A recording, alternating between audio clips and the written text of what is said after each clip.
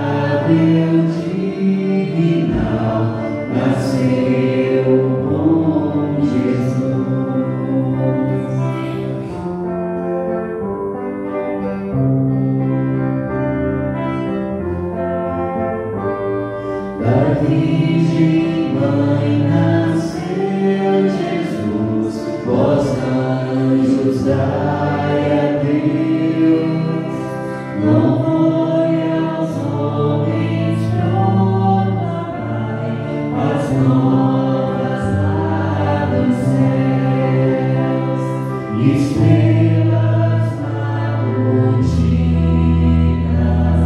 em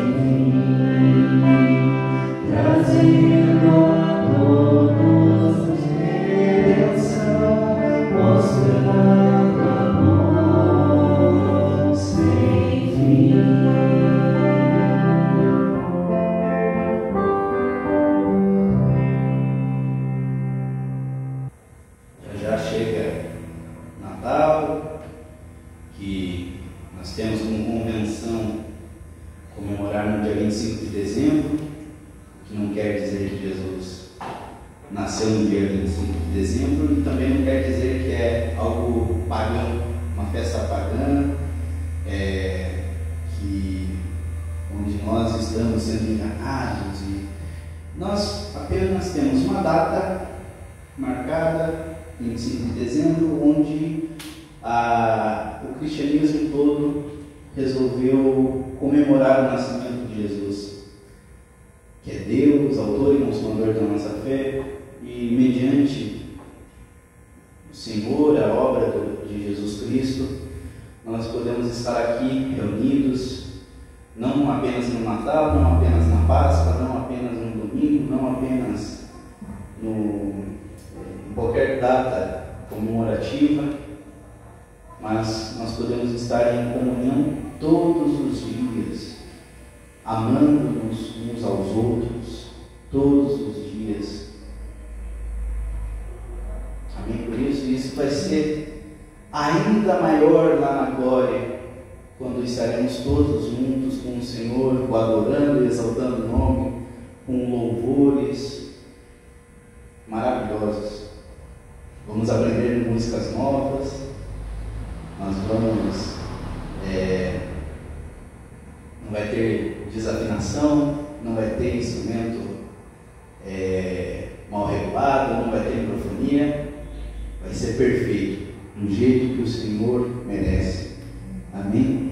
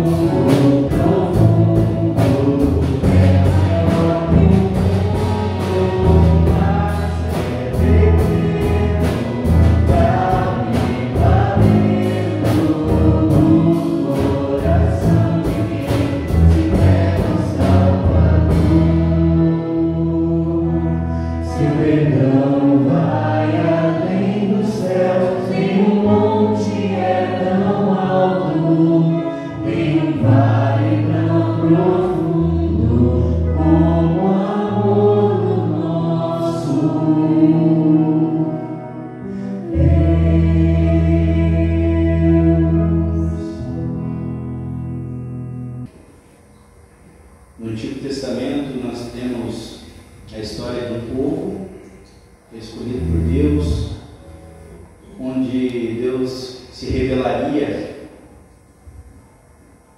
para esse povo, mostraria o seu poder, resgatou esse povo do Egito, conduziu esse povo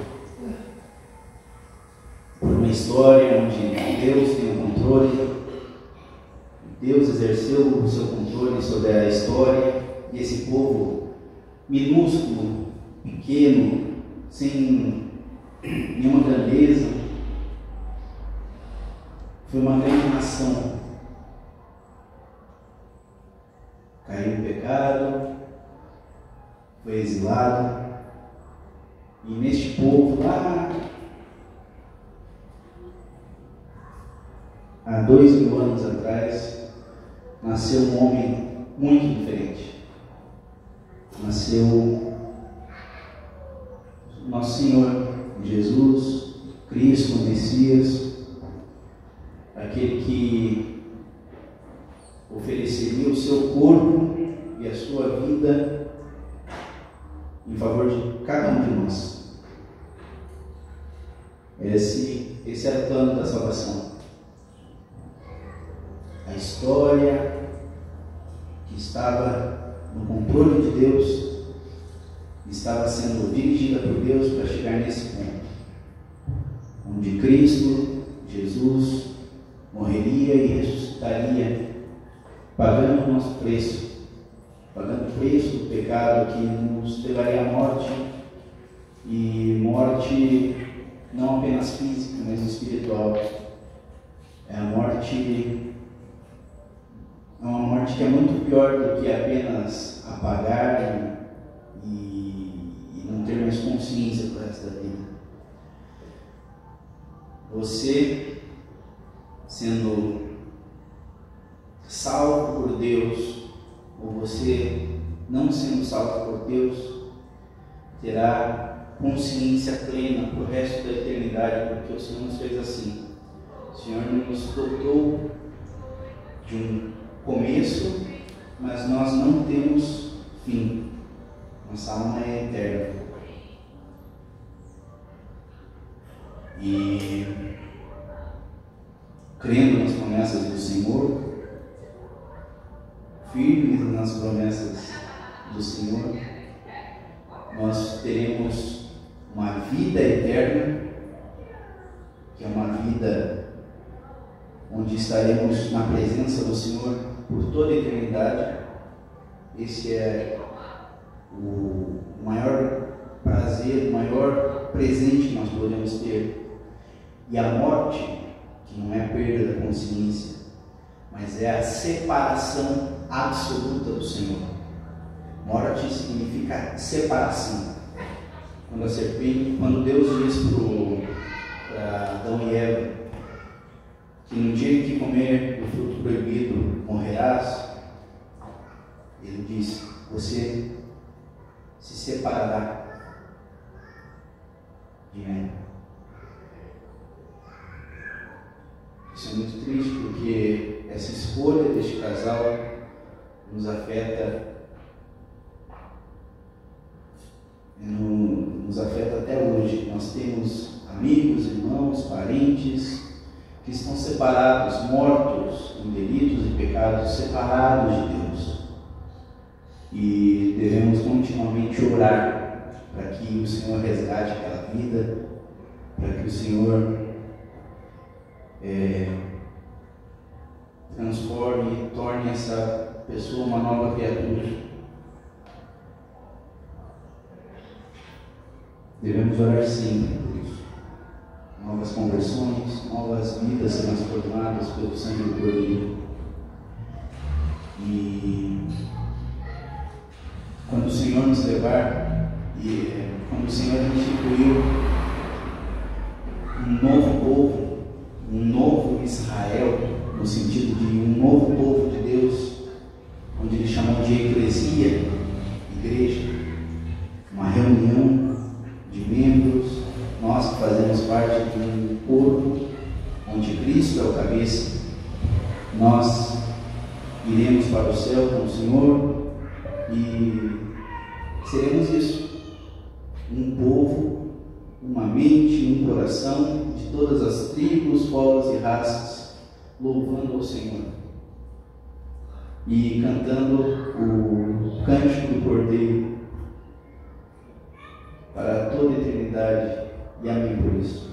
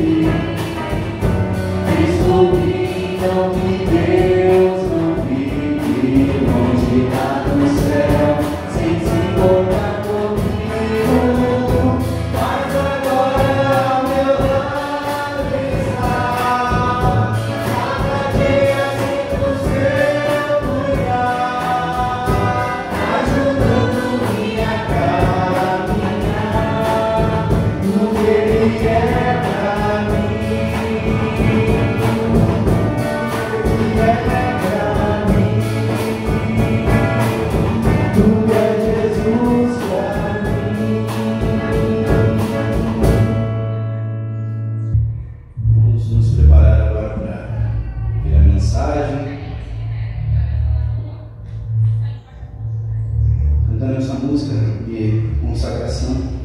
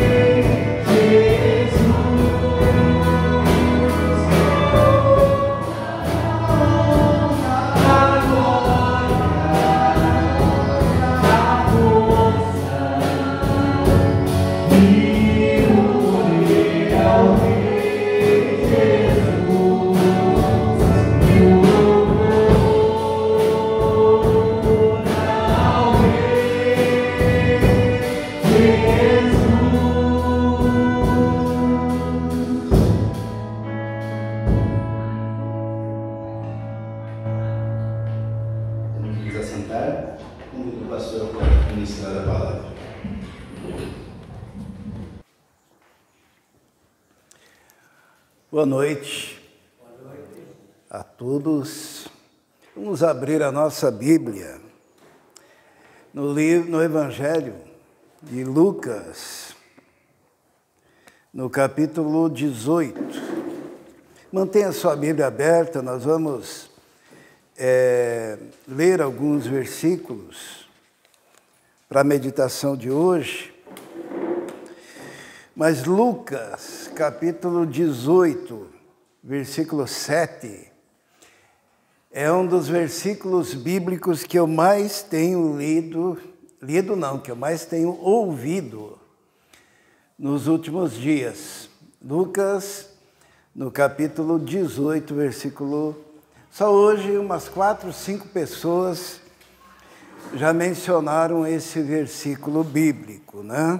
Que diz assim: acaso Deus não fará justiça aos seus escolhidos que clamam a Ele dia e noite? Continuará fazendo-os esperar? Tem uma outra versão que diz assim: acaso não fará o justo juiz justiça?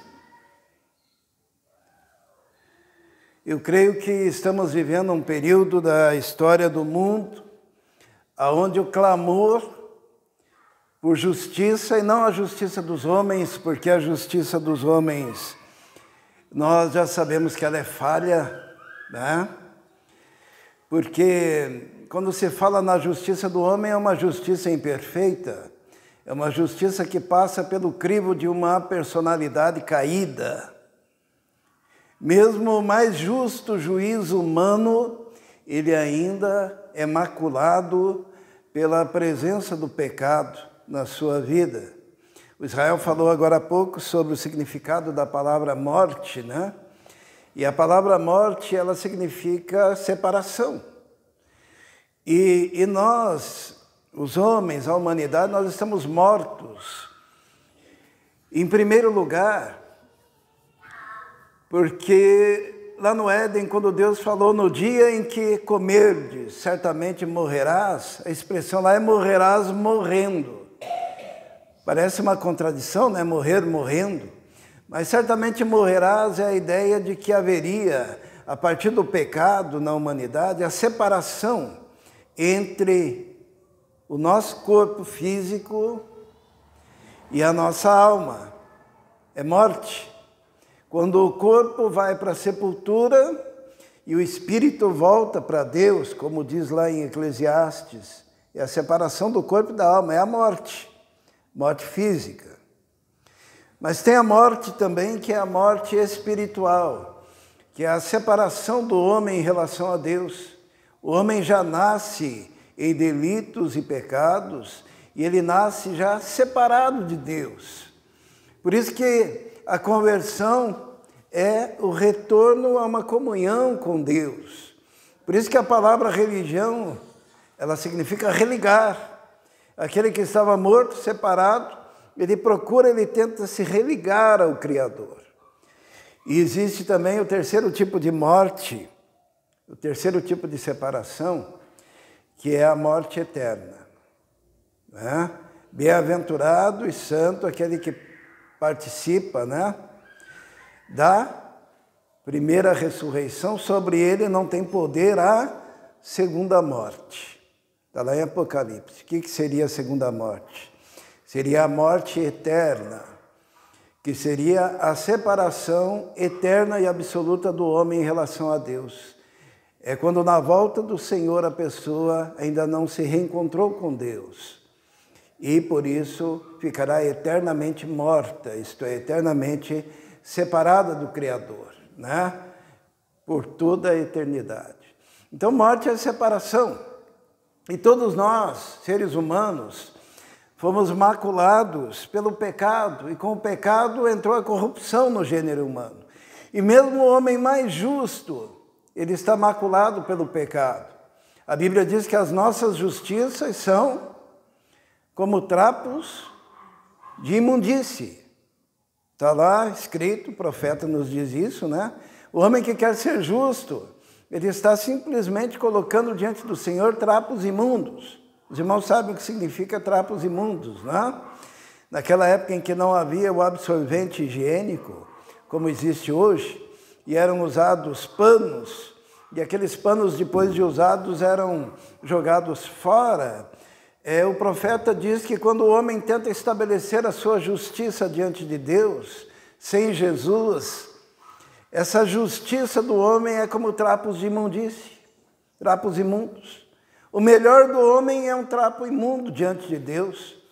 Por isso que nós dependemos miseravelmente da graça do Senhor Jesus.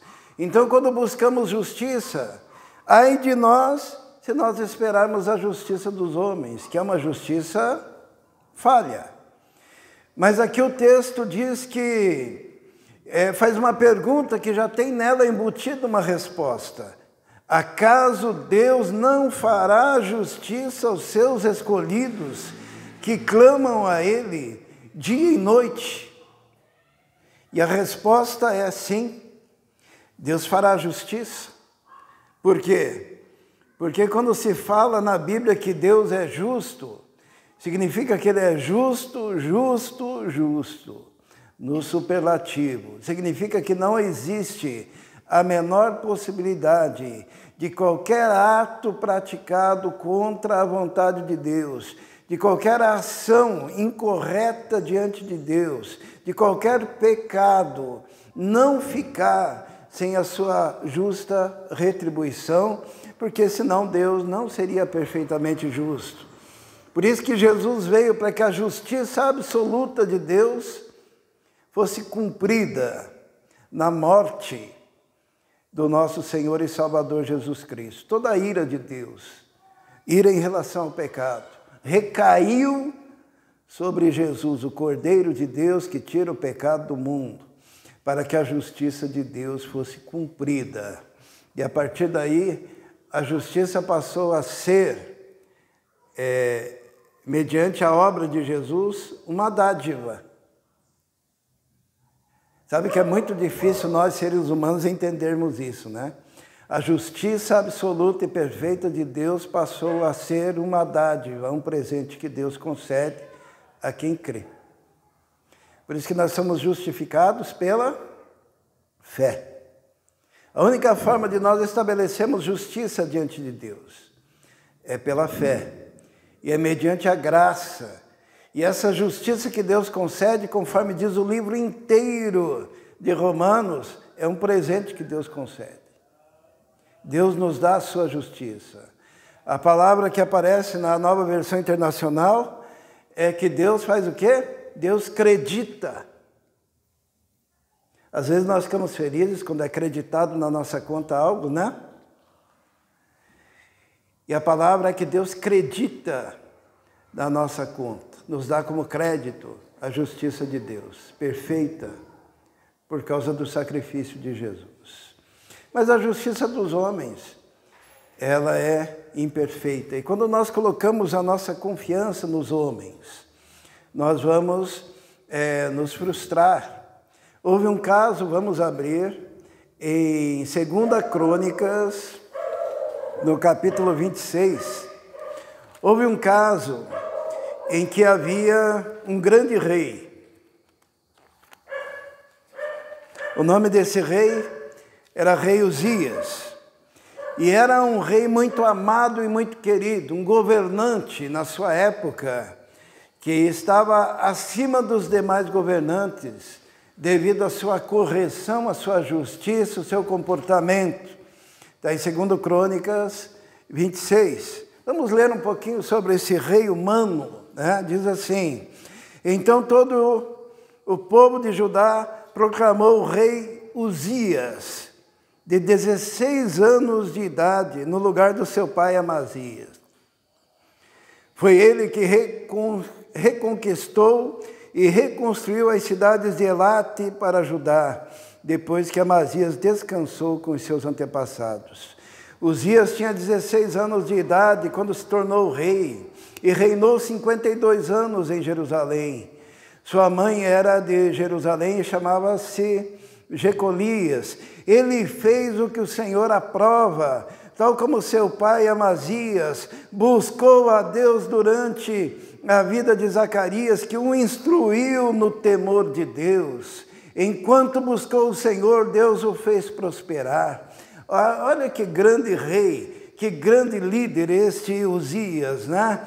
E ele tem muitas obras que ele fez durante a sua vida, por isso que o povo o amava profundamente. Diz no versículo 6, ele saiu à guerra contra os filisteus, derrubou os muros de Gate, de Jabné e de Asdod. Depois reconstruiu cidades próximas a Asdod e em seus lugares do território filisteu. Deus o ajudou contra os filisteus, contra os árabes que viviam em Gurbaal e contra os neumitas. Os amonitas pagavam tributo a Uzias. A sua fama se estendeu até a fronteira do Egito, pois havia se tornado muito poderoso. Uzias construiu torres fortificadas em Jerusalém, junto à porta de esquina, à porta do vale e no canto do muro. Também construiu torres no deserto, cavou muitas cisternas, pois ele possuía muito rebanho na Cefelá e na planície. Ele mantinha trabalhadores em seus campos e em suas vinhas, nas colinas e nas terras férteis, pois gostava da agricultura. Olha que baita rei, né, o rei Uzias, um rei que amava a agricultura, um rei que abria cisternas em todos os cantos, naquela região desértica, para conceder água para todo o povo, fez aquedutos para que as cidades pudessem ser bem nutridas, ele construiu torres para que houvesse uma vigilância do exército e a cidade ficasse protegida. E também ele construiu novos armamentos, está a partir do versículo 11. Diz assim que Uzias possuía um exército bem preparado, organizado, em divisões de acordo com o número dos soldados convocados pelo secretário Jeiel e pelo oficial Maazéias, sob o comando de Ananias, um dos oficiais do rei. O total de chefes de família no comando dos homens de combate era 2.600. Sob o comando deles havia um exército de 307.500 homens treinados para a guerra, uma força poderosíssima que apoiava o rei contra os seus inimigos. Uzias providenciou escudos, lanças, capacetes, couraças, arcos e atiradeiras de pedra para todo o exército. Em Jerusalém construiu máquinas projetadas por peritos para serem usadas nas torres e na defesa das esquinas, máquinas que atiravam flechas e grandes pedras. Ele foi extremamente ajudado e assim tornou-se muito poderoso e a sua fama espalhou-se para longe. Era um grande rei, um rei poderoso, um rei que construía armas de guerra, que protegia a sua nação. E durante todo esse texto se diz que Deus o ajudava, que Deus o abençoava, que Deus lhe dava sabedoria. E assim aquela sociedade colocava toda a sua confiança naquele grande rei Uzias. E aí está o perigo, porque por melhor que seja o rei, por melhor que seja o juiz, por melhor que seja o governante, sendo ele homem, ele é o quê? Falho. O profeta Jeremias, ele diz, maldito o homem que confia no homem e coloca a sua confiança no braço do homem. E principalmente a igreja do Senhor não pode estar confiando em homens e se estabelecendo na força dos homens. Porque um dia esse homem, ele pode cair. E foi o que aconteceu com o rei Uzias. Diz assim no versículo 16. Entretanto, depois que Uzias se tornou poderoso, o seu orgulho provocou a sua queda. E ele foi infiel ao Senhor, o seu Deus, e entrou no templo do Senhor para queimar incenso no altar de incenso. É interessante, né? Ele se tornou poderoso e Deus o abençoava até que o seu coração se exaltou. E ele quis extrapolar as suas funções reais. E diz a palavra de Deus que Deus, o que fez? Quando o coração dele se exaltou, Deus lhe concedeu o quê? Lepra. A lepra é uma doença extremamente terrível para aquela época. Hoje em dia já existe cura, é chamada de hanseníase, né? E já quem tem a hanseníase já pode habitar junto com os demais, desde que tomando os remédios devidamente. Mas na época do rei Uzias era uma condenação ao isolamento total. E o rei Uzias, aquele grande rei, foi colocado lá numa sala e ali ele viveu separado de todos, naquele quarto, até o dia da sua morte, quando foi enterrado. E aquele foi o final e o desfecho do grande rei Uzias. Um grande e poderoso rei, mas que ousou se exaltar contra aquele que é maior do que ele. E quando morreu o rei Uzias, o que aconteceu? Um grande vácuo de poder na nação. Quando morreu o rei Uzias, houve um grande sofrimento, houve choro, houve aquele sentimento de um povo órfão, não tendo uma liderança para o conduzir. Aquele rei que tinha lhe dado água, aquele rei que tinha construído grandes armas de guerra, aquele rei que tinha privilegiado a agricultura no meio do povo, e aquele povo era um povo que tinha abundância.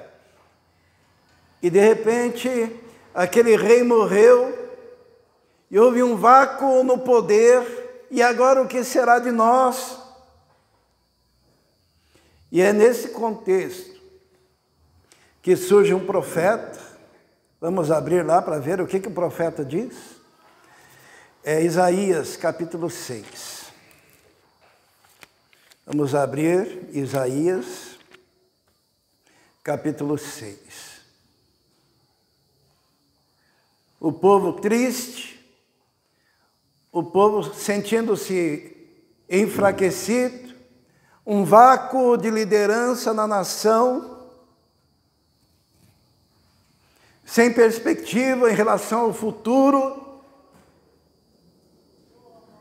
E o profeta Isaías, então, tem uma visão. Vamos ver. Ele diz assim: no ano em que o rei Uzias morreu, no ano em que aquele grande rei morreu, eu vi o Senhor assentado num trono alto e exaltado, e as abas da sua veste enchiam o templo. No ano em que morreu o rei Uzias, eu vi o Senhor assentado sobre um alto e sublime trono. E aqui nós temos a nossa primeira lição, né? Não confie nos homens. Não coloque toda a sua ficha em homens, por melhores que sejam. Não confie nos reis, por melhores que sejam. Não coloque a sua confiança nos juízes humanos, mesmo que aparentemente sejam bons. Na maioria das vezes não são. Porque acima do poderio humano, da liderança humana, do reinado humano, da governança humana, nós precisamos olhar e ver, como o profeta Isaías teve a visão, que existe um rei que é superior a todos os reis da terra. E este rei está assentado no trono da majestade nas alturas e comanda todo o universo. É esse o rei no qual nós devemos confiar.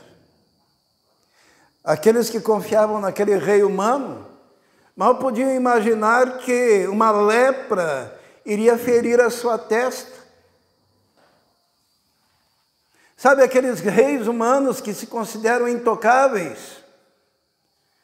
Os irmãos se lembram qual foi o destino do Saddam Hussein, o grande líder do Iraque? Alguém se lembra? Qual a última imagem que vem à sua cabeça do Saddam Hussein? Enforcado, né, depois de ser encontrado dentro de um buraco escondido dos exércitos americanos. E quando ele é condenado pela sua própria nação, e lhe colocam uma corda no pescoço, isso nós vimos na televisão, porque foi televisionado para que o mundo inteiro pudesse ver.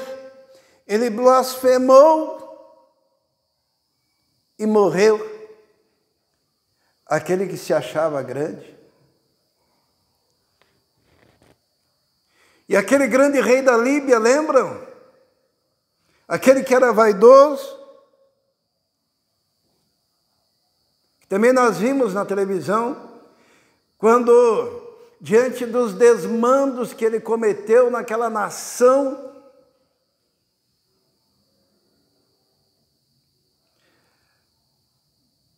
a população em peso foi para as ruas,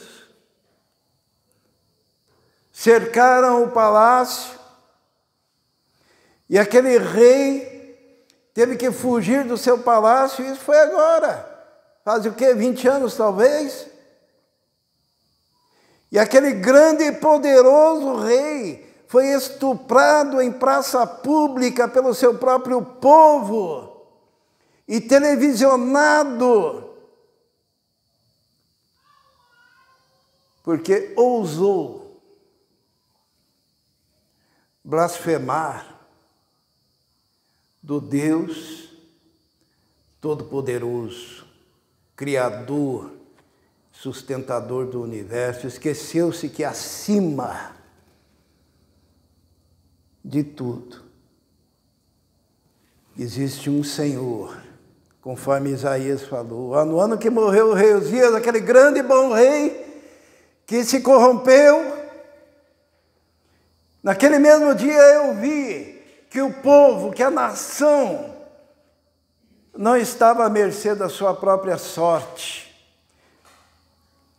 porque eu vi o Senhor assentado sobre um alto e sublime trono, e as orlas do seu manto enchiam todo o templo, e ele comandava as nações. Nós cantamos agora há pouco, né? Rei das nações. O Israel citou o capítulo 5 de Apocalipse. Que coisa linda, né? No capítulo 5 de Apocalipse, nós precisamos olhar para esse rei, e não para os reis humanos. No versículo 13, diz assim: aquele que está assentado no trono e ao Cordeiro, seja o louvor, a honra, a glória e o poder para todos sempre. E todos diziam amém, porque o Senhor está assentado sobre um alto e sublime trono, e Ele tem o comando das nações, e os poderosos da terra muitas vezes são derrubados, como foi o Saddam. Teve um presidente brasileiro que ele disse: ninguém me tira agora, a essas alturas do campeonato, da presidência do Brasil. E ele foi eleito. E dizem os historiadores que nós, quando fomos dormir, Tancredo era o nosso presidente. E quando acordamos, era o Sarney.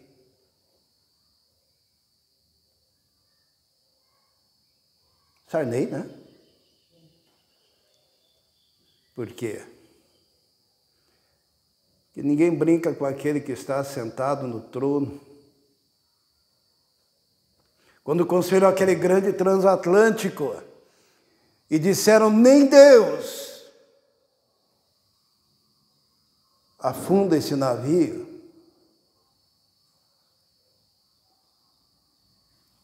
aquele imponente barco fez apenas uma viagem e teve um encontro com um iceberg.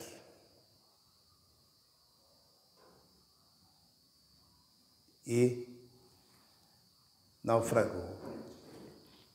Quando lançaram aquela nave espacial no Cabo Canaveral, nos Estados Unidos, e foi lá, porque lá, um país cristão, foi um pastor orar, e o dirigente daquela instituição falou para o reverendo: ore pelos familiares, porque esse lançamento espacial, nós os técnicos temos tudo sob controle. Talvez esteja na memória dos irmãos o que aconteceu. Basta dar um Google, né? Foi a viagem mais curta. E vimos aquela nave explodindo ao vivo, para que o mundo inteiro soubesse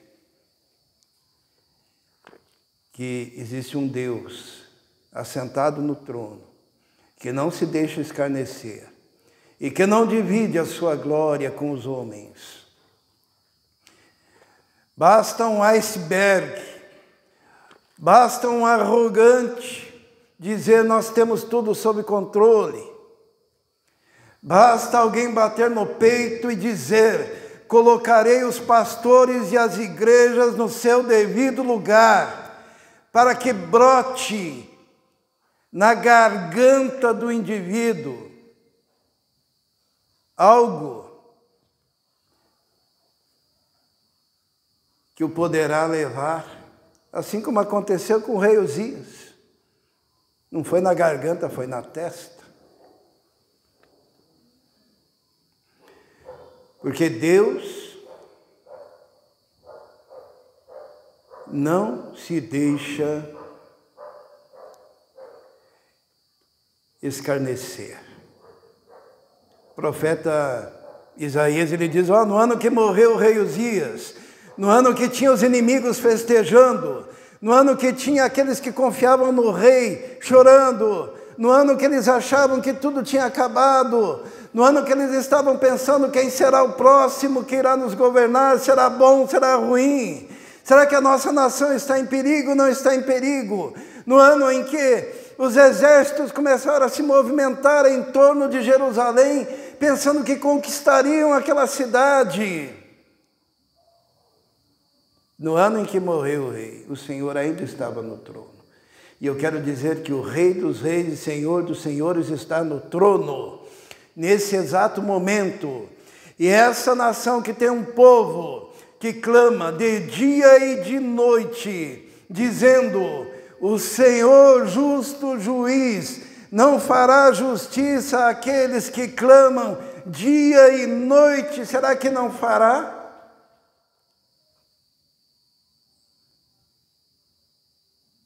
Ele está assentado no trono da majestade. Outra coisa que aparece aqui na visão do profeta Isaías, diz assim que no versículo 2, acima dele estavam os serafins. Cada um deles tinha 6 asas. 2 já eram mais do que suficientes, né? Cada um deles tinha 6 asas. Com 2 cobriam o rosto.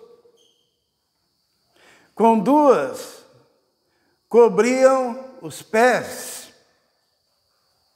E com 2 voavam.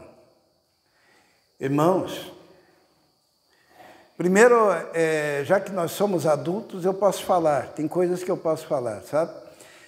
A Bíblia, muitas vezes, ela, na sua tradução, ela modifica para não escandalizar, porque tem muita gente, até crente, se escandaliza muito fácil, né?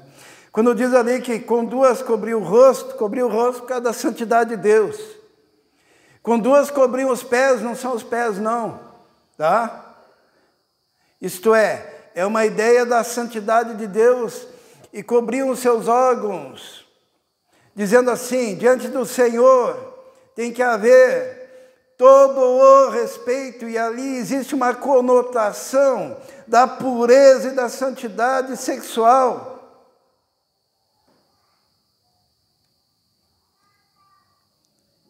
E com duas voavam para obedecer a ordem do Senhor. E eu queria que os irmãos entendessem uma coisa. Eu estava com a Marie indo para Fazenda Rio Grande, e no Brasil tem quem se informa através dos meios tradicionais de jornais, aqueles que escondem tudo para que o povo seja idiota e não tenha informações, e tem aqueles que têm internet. Quem tem internet já sabe o que está acontecendo no Brasil inteiro, né? E pela internet eu sabia que tinha tanque no Brasil inteiro, indo para todas as regiões do Brasil, e que em volta do Brasil existem exércitos já reunidos, se preparando para qualquer situação, né? E todo mundo me falando dos tanques, e eu lá com a Mavi lá no celular, porque a juventude hoje é incrível, né? É só no celular. Mas lógico, ela estava sentada no banco de trás, claro que ela ia estar falando com Israel, né? E daí eu falei, Mavi, você olhou ali do outro lado na BR? E ela disse, não. Você não viu os tanques de guerra? Não. Eu falei para a Giane, você viu? E a Giane falou, vi. São enormes, né? Passando ao lado da gente.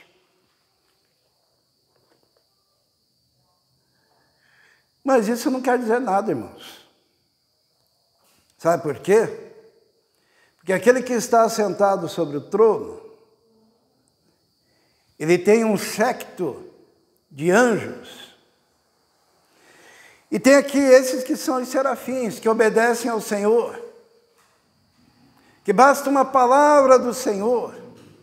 Os irmãos se lembram quando o Senaqueribe estava lá, em volta de Jerusalém, e Jerusalém estava tremendo, e ainda na época do profeta Isaías, e Senaqueribe mandava os seus mensageiros blasfemar de Deus, e essa é a pior coisa que o inimigo do trono de Deus pode fazer, é blasfemar do Rei dos Reis e do Senhor dos Senhores.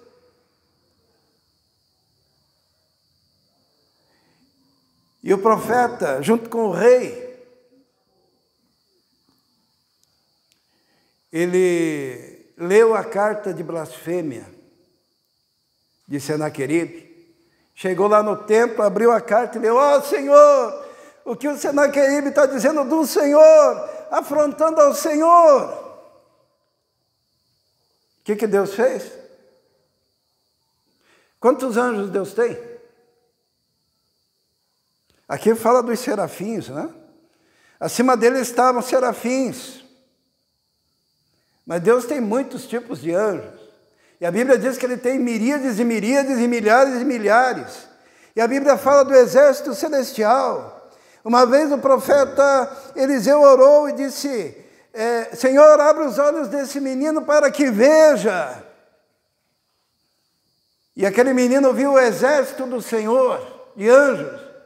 Mas quando Senaqueribe blasfemou contra o Senhor,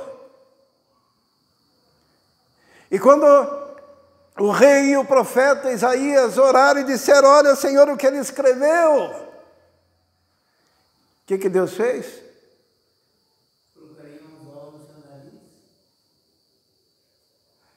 Isso aconteceria, né? Que ele seria humilhado. Mas Deus mandou quantos anjos? Um.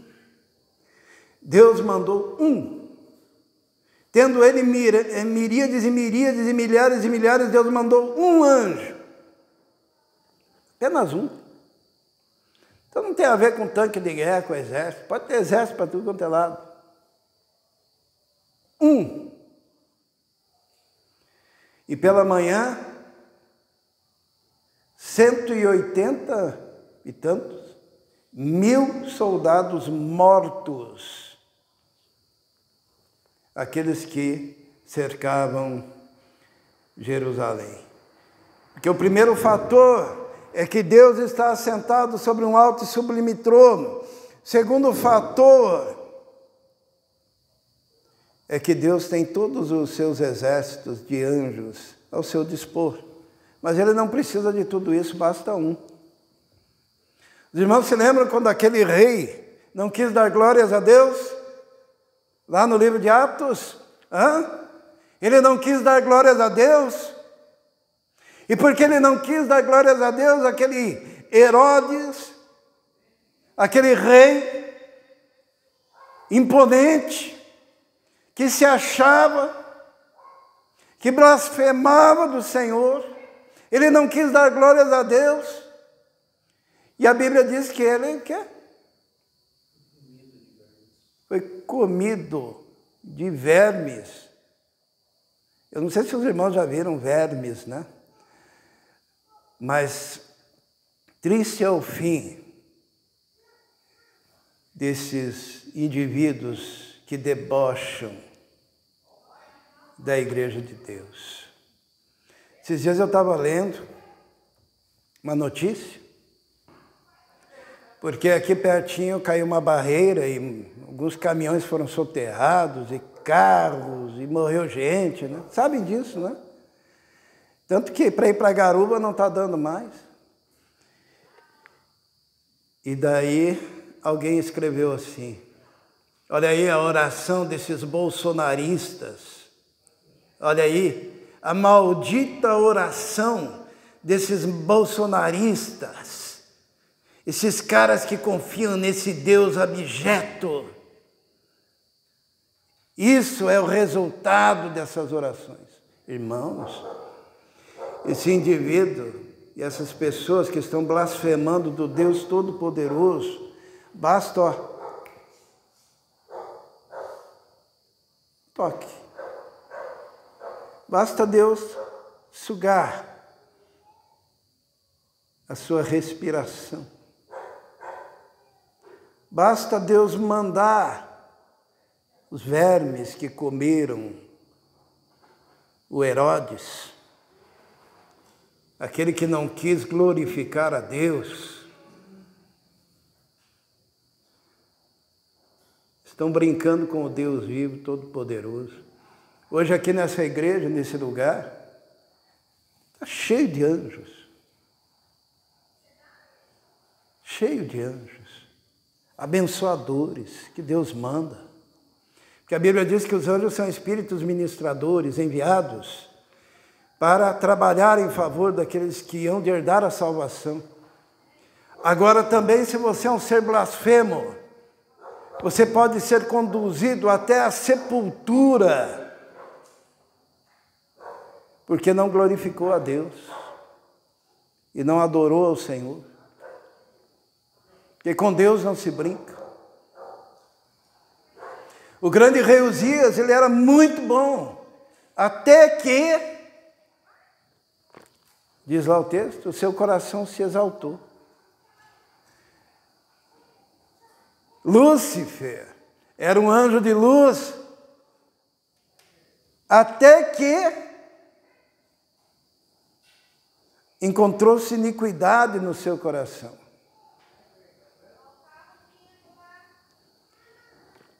Porque com Deus não se brinca. Terceira coisa que nós encontramos, então, os serafins estavam ali dizendo algo, né? E proclamavam no versículo 3, uns aos outros: Santo, Santo, Santo é o Senhor dos exércitos. A terra inteira está cheia da sua glória. Santo, Santo, Santo. Sabe, a santidade de Deus é totalmente diferente da santidade dos homens, né? A Bíblia diz que sem a santificação ninguém verá a Deus. Mas mesmo a nossa santificação, quando nós nos santificamos diante do Senhor, é uma santificação parcial. porque nós somos falhos. E nós estamos maculados. Mas Deus diz, ó, você deve se santificar, você deve se separar, você deve andar corretamente, você deve orar, você deve buscar a minha presença, você tem que ler a Bíblia, ser santificado pela palavra, mas mesmo buscando ao Senhor e sendo o melhor crente, ainda assim você é falho. Só que a santidade de Deus é perfeita. Deus é santo, santo, santo, de forma que Ele não tolera em nível algum o pecado. No Antigo Testamento, o pecado ele era coberto. Então você pecava e você ia lá, confessava, sacrificava, fazia lá os rituais e o pecado ficava coberto aquele ano. Daí depois você tinha que ir lá e repetir tudo de novo, porque você continuava pecando, era só coberto. Agora, em Cristo Jesus, o pecado é perdoado. Por quê? Porque ele é pago. Alguém paga. E ninguém pode ser condenado 2 vezes pelo mesmo crime. E o crime que você cometeu, alguém já pagou, que é Jesus. Você está livre.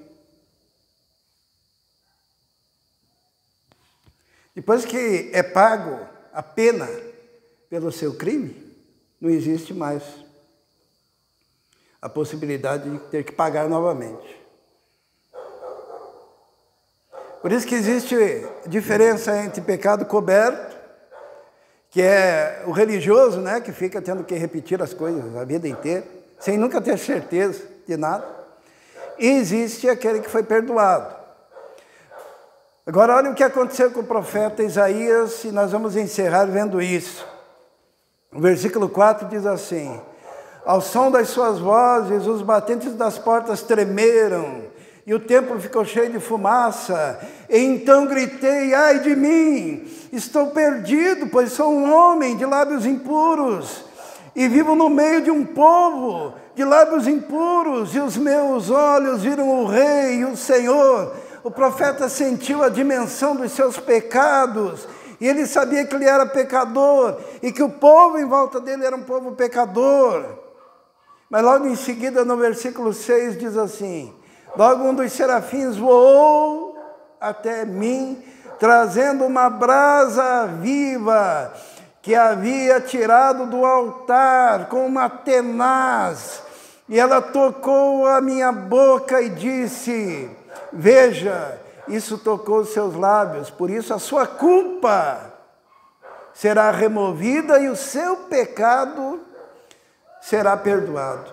Culpa removida e pecado perdoado só acontece se houver um encontro no trono de Deus com o Senhor. E aqui tem a representatividade do perdão absoluto que só Jesus, que se assenta no trono, pode dar. Se você não for tocado pelo poder do trono de Deus, você não pode ser perdoado. Ele reconheceu os seus pecados, ele confessou, ele disse de si mesmo que habitava no meio de um povo pecador, e ele próprio era pecador, e Deus viu isso, pegou no altar através daquele anjo, com uma tenaz, como é que diz ali? Uma brasa viva. Tocou os lábios e disse: olha, tua iniquidade foi perdoada, né? Teu pecado foi perdoado e a sua culpa foi removida. Hoje, na nova aliança, isso só acontece com Jesus. Jesus, aquele que toca, cobre e perdoa e limpa. Mas você precisa ter aquele contato com o trono de Deus. Não é um contato com a religião, não é o contato com uma liderança, não é o contato com literaturas. É um contato com o trono de Deus, porque só do trono de Deus vem o novo nascimento. é só você se tornando nova criatura. Tudo se faz novo. As coisas velhas ficam para trás. A partir desse encontro real com o Senhor. Hoje nós estamos com a nação brasileira nessa encruzilhada, mas o Senhor está acima de todos, assentado sobre um alto, sobre um trono, e o povo de Deus não confia em homens, nenhum tipo de homem, mas confia no poder de Deus.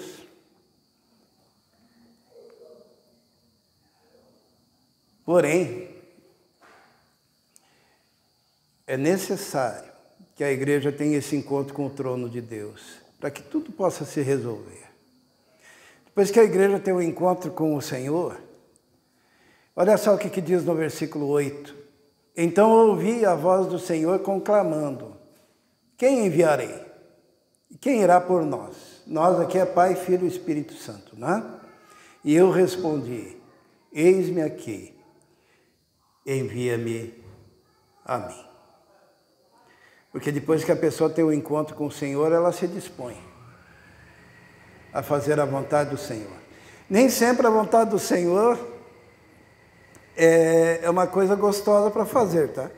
Mas não existe escolha. Quem se posiciona ao lado do Senhor vai obedecer, nem que seja complicado.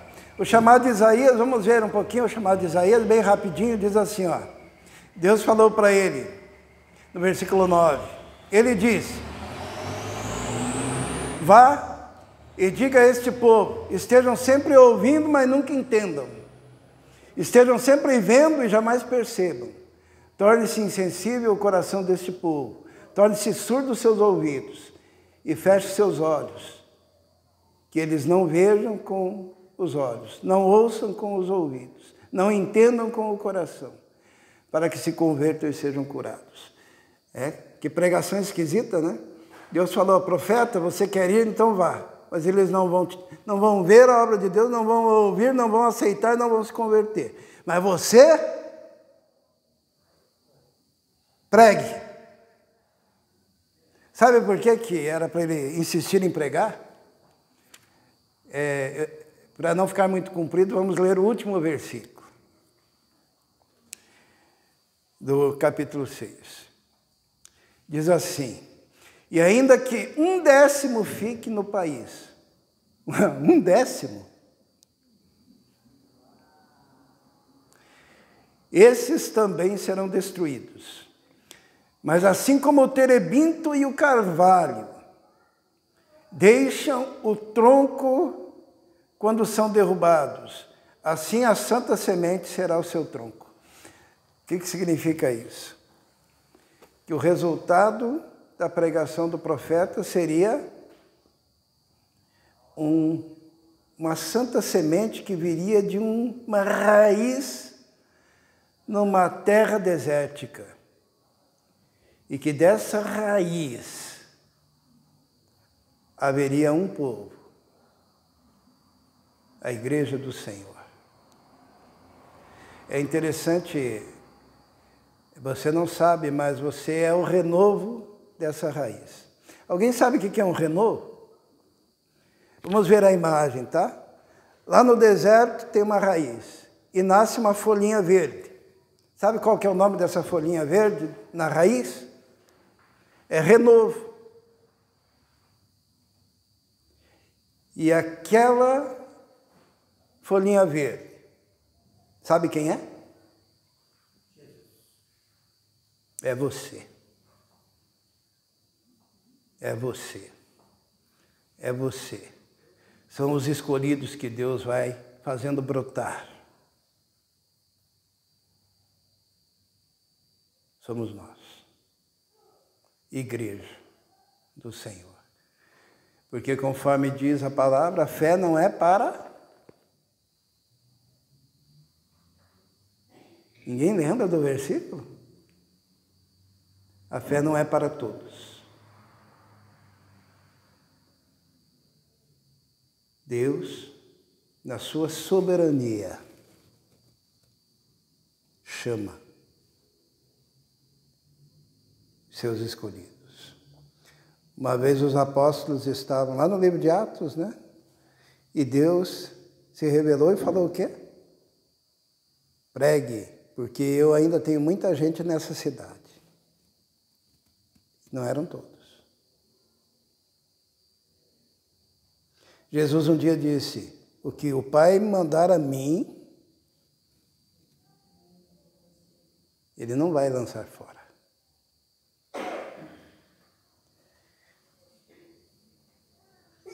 Tem um povo que é a igreja do Senhor, povo de remidos, e que reconhece a soberania do Senhor, e que sabe que existe um Deus assentado sobre um alto e sublime trono, e que reina sobre todas as nações da terra. Daí, vocês podem colocar todos no mesmo saco. Todos os reis da terra são como nada diante da grandiosidade do Senhor, que é o Rei das Nações. Vamos orar. Senhor, muito obrigado porque podemos olhar para o seu trono de graça e reconhecer a soberania do Senhor. Reconhecer que o Senhor faz tudo conforme o beneplácito da sua própria vontade. Reconhecer que o Senhor tem o domínio absoluto e total sobre todos os reinos da terra e sobre todas as nações, porque a tua palavra diz que as nações são como a gota que resta no fundo do balde e que cai, porque o Senhor é soberano sobre tudo. Muito obrigado porque a tua palavra, ainda no livro do profeta Isaías, diz que o Senhor mede os céus a palmos, mediante a sua grandiosidade e poder. E nós queremos te louvar porque mesmo o Senhor, sendo tão grandioso, o Senhor nos escolheu a nós e nos chamou e nos redimiu. Quero colocar essa nação, Brasil, também está nas tuas mãos, ó Deus. Sabemos que o Senhor fará o melhor para esse povo e nos submetemos ao Senhor. Em nome de Jesus. Amém. Amém? Eu convido o grupo de louvor para cantar essa música comigo. Temos alguns avisos para acertar ainda. Daí, quando for o momento da última oração, a gente repassa eles. E quem veio preparado para a entrega de dízimos e ofertas poderá fazer aqui no gasofilácio.